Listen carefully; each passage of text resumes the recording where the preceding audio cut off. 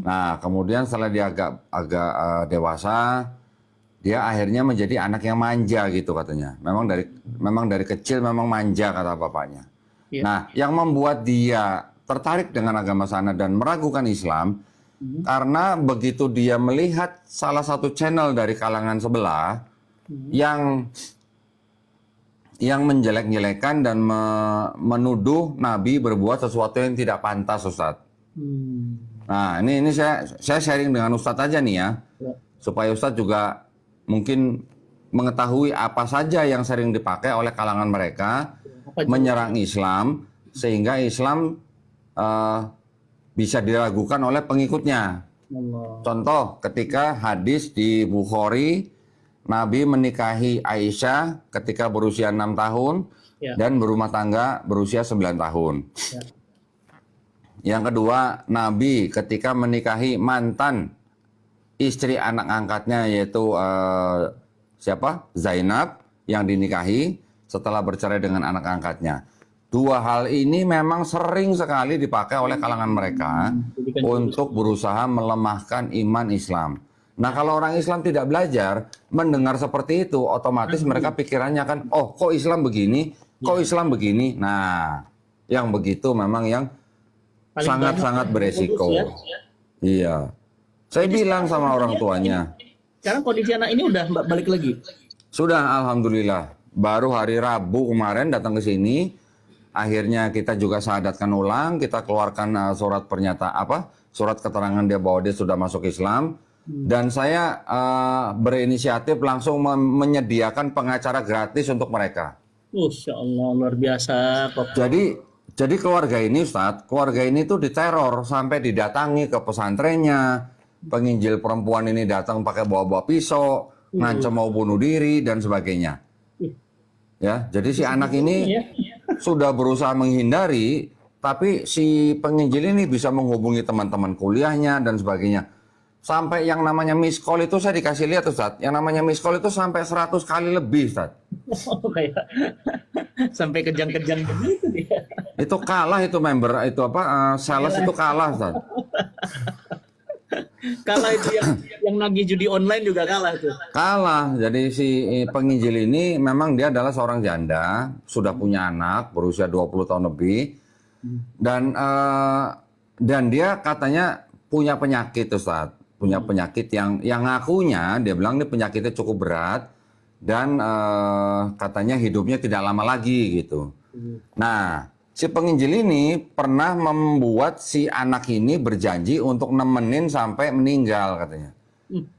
Nah, saya nggak tahu apakah itu bisa-bisanya penginjil itu aja atau bagaimana, kita nggak tahu ya. Tapi jadi intinya si penginjil ini menuntut janji si anak ini untuk menemani dia sampai dia nggak ada. Kayaknya Nah, ada sesuatu yang lebih deh itu. nah ya.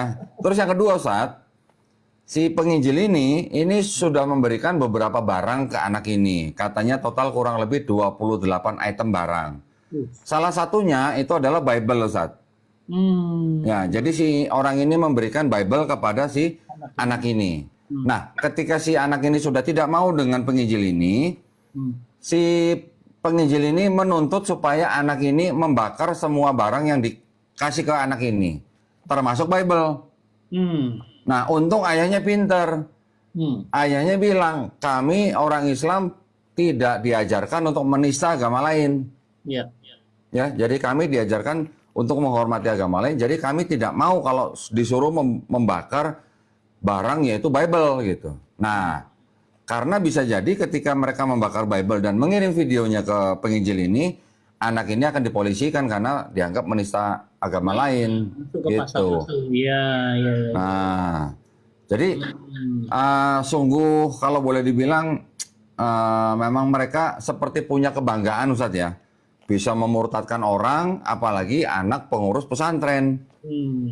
Nah, ini memang Berarti. ya, jadi kita sangat-sangat prihatin ya, dan kita juga sangat-sangat menghimbau ibu-ibu, bapak-bapak yang punya anak, terutama yang sedang berada pada fase-fase rawan ya, usia-usia remaja, usia-usia sekolah, dan usia-usia ketika mereka punya akses kepada medsos. Waduh, ini sangat-sangat sangat-sangat beresiko tinggi. Nah, kita seharusnya sebagai orang tua, kita harus membekali anak kita dengan Quran gitu, Ustaz. Alhamdulillah. Kok dulu Ya. modus mereka itu kan pacaran ya. Iya, Pacaran nanti murtad. Nah gitu. Sekarang fasenya berubah ya. ya. Tanyakan sesuatu yang meragukan keimanan mereka kepada Islam.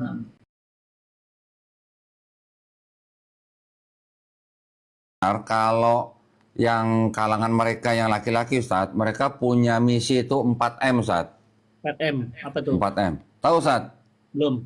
Memacari, Oh, memacari, oke. menghamili. Allah Akbar, Hah? Setelah itu apa? Menikahi. nikahi. Yang terakhir apa? Memurtadkan. Oh, 4M modusnya begitu. Saya baru tahu nih. Nah, sekarang dari kalangan mereka yang wanita juga ternyata bisa melakukan hal-hal yang kurang lebih sama, yang mirip-mirip. Jadi sampai anak ini mempunyai ketakutan, Ustaz, seperti orang trauma sekarang. Jadi karena begitu dikejar-kejar, wah, ini anak jadi seperti orang stres. Mental. Semalam ketika videonya saya saya tampilkan, saya tayangkan, langsung semalam anak ini dikejar-kejar oleh pengacara penginjil ini. Saya bilang jangan takut, hadapin aja. Saya udah sediain pengacara gratis. Oh, Saya langsung minta pengacara saya untuk menemani atau mendampingi anak ini menghadapi mereka. Kalau mau dilaporin silakan laporin. Masya Allah. Kita akan hadapin. Gitu. Jadi kita nggak boleh takut dengan hal-hal seperti itu, Ustaz. Ya, mereka mengancam dengan undang-undang ITE dan sebagainya. Hadapin aja, saya bilang. Kita tidak mencemarkan nama baik dia kok. Gitu. Bahkan kalau kita mau melaporkan dia, kata orang tuanya itu malah lebih banyak delik dari kita daripada dia. Sudah datang ke rumah orang, bawa pisau 2 katanya dan segala macam. Nah, itu yang Teman-teman, ini yang ketahuan ya, yang nggak ketahuan di luar sana kok bisa kebayang banyaknya, bisa kebayang banyaknya, dan ini semua adalah dampak dari ketidakpahaman, keraguan terhadap agama sendiri, ditambah di sosial media ditambah keraguan pada iman dan Islam. benar, Ustadz. Jadi sangat-sangat penting kita membekali anak-anak kita dari mulai mereka bisa membaca Quran. Kita juga harus membekali mereka dengan ilmu yang disebut dengan ilmu kristologi, Ustadz. Ya, jadi penting banget ya belajar Penting ini. banget. Ya Allah. Kalau kita tidak tahu kristologi, kita hanya bisa bertahan. Ya, Hanya bisa bertahan. Nah, pertahanan itu kadang-kadang bisa jebol kalau diserang dari sisi mungkin ekonomi, asmara, pendidikan, dan segala macam. Ya. nah, yang jadi pertanyaan, gimana cerita awalnya kok Dondi bisa belajar ilmu ini? Banyak yang nggak Nah. tahu. Oh, ngerti teks, ngerti teks Torah dan yang lainnya, ngerti teks Mazmur dan yang lainnya. Saya tuh bingung dari mana kok bisa belajar.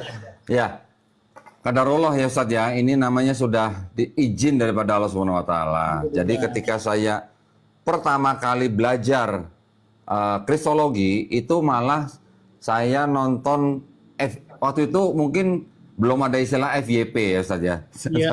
Zaman sekarang kan ada FYP ya. Waktu itu kira-kira 2012 tiba-tiba di handphone saya muncul video debatnya almarhum Syekh Ahmed Didat, Ustadz. Bukan Ahmed Didat. Iya, Ahmed Didat, sorry. Ya, Almarhum Syekh Ahmed Didat yang berdebat dengan seorang pendeta yang mana Masya Allah ya, kita tidak pernah tahu ketika kita dakwah seperti ini juga kalau ada orang menonton di mana dan kapanpun mereka menonton, bisa jadi video kita ini menjadi jalan buat orang itu menjemput hidayah, Ustaz. Nah, itu kita nggak pernah tahu, betul. Itu yang juga saya alami dengan diri saya sendiri ketika saya menonton videonya almarhum Syekh Ahmed Didat berdebat dengan seorang pendeta. Debatnya mungkin sudah tahun 80-an, Ustaz. Tahun 80-an mereka debatnya. Tapi saya nontonnya tahun 2012. Ketika saya tonton, saya merasa ya panas gitu, Ustaz ya. Karena apa? Karena kitab saya dikritik. Ada rasa Jadi panas juga ya. ketika saya dikritik, kitab saya dikritik, otomatis kan saya cari tahu bener nggak tujuan itu gitu kan. Jadi malah saya semakin penasaran dengan video-video beliau.